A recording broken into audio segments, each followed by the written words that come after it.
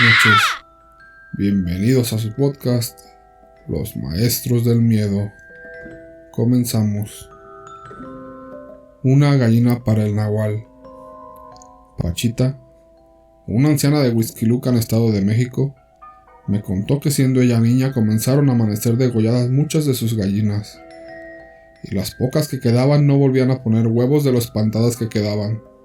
Ante esto, los pueblerinos fueron a ver al anciano sabio de la comunidad, un viejo ermitaño que vivía junto al río.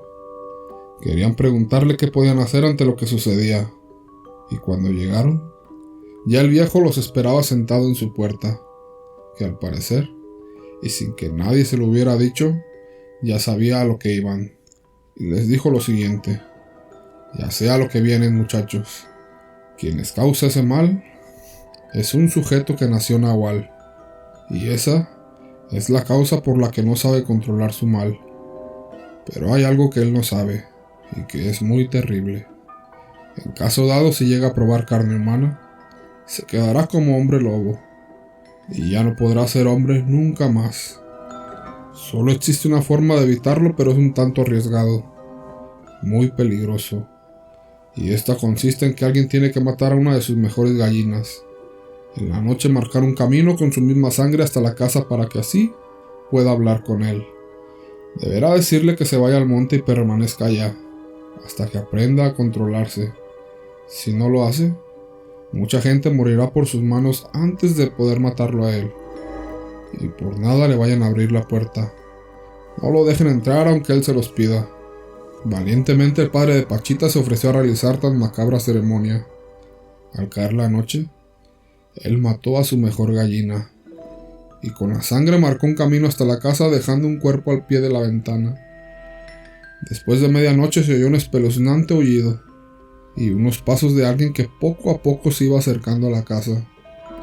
Cuando llegó a la ventana, rápidamente el papá de Pachita prendió un ocote, que iluminó un horrible rostro vagamente a través de la ventana, entre humano y lobo de grandes dientes con el cuerpo cubierto de pelo enmarañado. Ahí se dio cuenta de que era cierto lo que le había dicho el patriarca sobre el nahual. Aguantando los escalofríos que su miedo le causaba, y al ver que aquel ser desconfiaba del manjar que le había puesto, cuando daba la vuelta para irse, el papá de Pachita le dijo: no te vayas, te maté la mejor de mis gallinas para hablarte. Necesito decirte algo. Sé que no puedes controlar la bestia que llevas dentro. También sé que no eres malo y que naciste así. Mejor vete al monte lejos del pueblo y de la gente. Así no harás daño y tampoco te lo harán. Allá hay conejos y mucho que cazar para que puedas comer y sobrevivir. Regresa hasta que aprendas a vivir como hombre entre nosotros sin matar.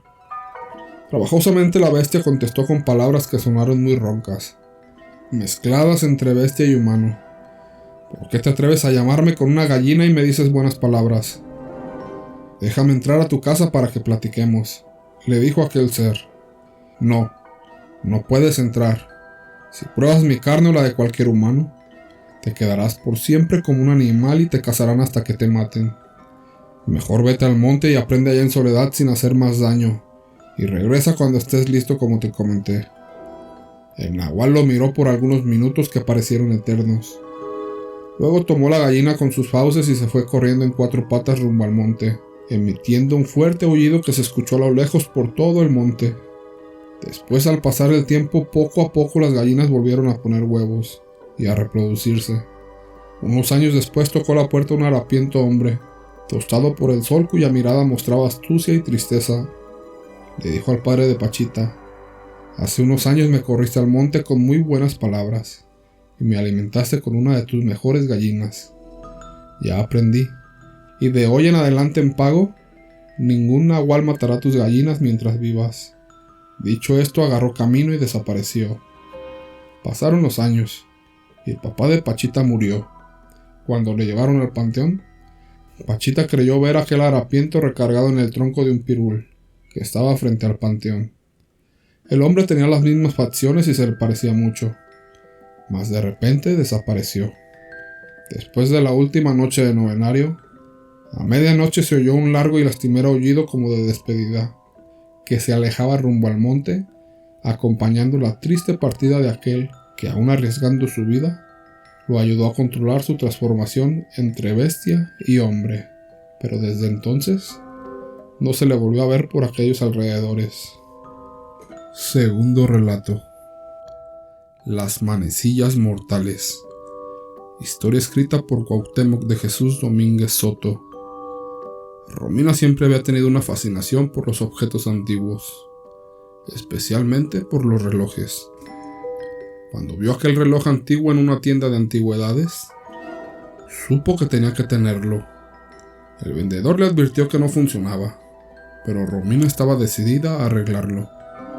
Al llegar a casa, comenzó a revisar el reloj con detenimiento. A pesar de los esfuerzos que hizo para repararlo, no logró hacerlo funcionar.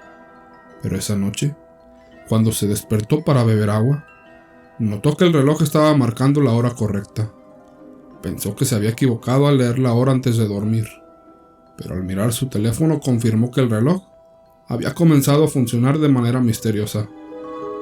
Los días siguientes, Romina comenzó a tener sueños raros en los que el reloj la llamaba desde su mesita de noche.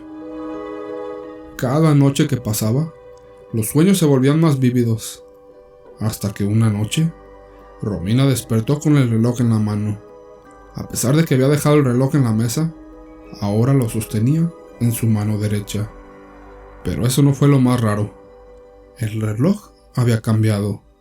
Ahora había una inscripción en la parte posterior que no había estado ahí antes.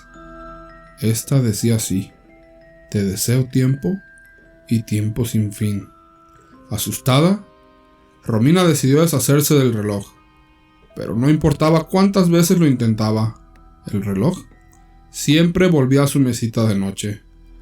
Los sueños y las visiones se volvieron cada vez más intensos, y el reloj parecía tener una vida propia, haciendo sonidos raros en mitad de la noche, incluso marcando las horas de manera errática. Romina empezó a sentir que algo o alguien observaba en la oscuridad, y siempre se despertaba en mitad de la noche con una sensación de frío y pánico. Una noche, mientras se preparaba para dormir, notó que el reloj estaba marcando una cuenta regresiva. Con cada segundo que pasaba, Romina sentía un miedo creciente, y cuando llegó al final de la cuenta regresiva, el reloj emitió un sonido ensordecedor. Romina perdió el conocimiento. Cuando despertó, todo estaba oscuro. Trató de moverse, pero sus extremidades estaban paralizadas. El reloj estaba frente a ella, con las manecillas girando a una velocidad inhumana. Unos ojos rojos surgieron del interior del reloj, y una voz ronca pronunció las mismas palabras que había leído en la inscripción: te deseo tiempo y tiempo sin fin. Romina intentó luchar, pero era inútil. El reloj la había atrapado, y nunca más volvería a ver la luz del día. Desde entonces, el reloj ha desaparecido, y nadie sabe qué pasó con Romina, pero algunas noches, cuando el viento sopla fuerte, dicen que se puede escuchar los gritos desesperados de una chica pidiendo ayuda, y el sonido incesante del reloj marcando las horas eternas.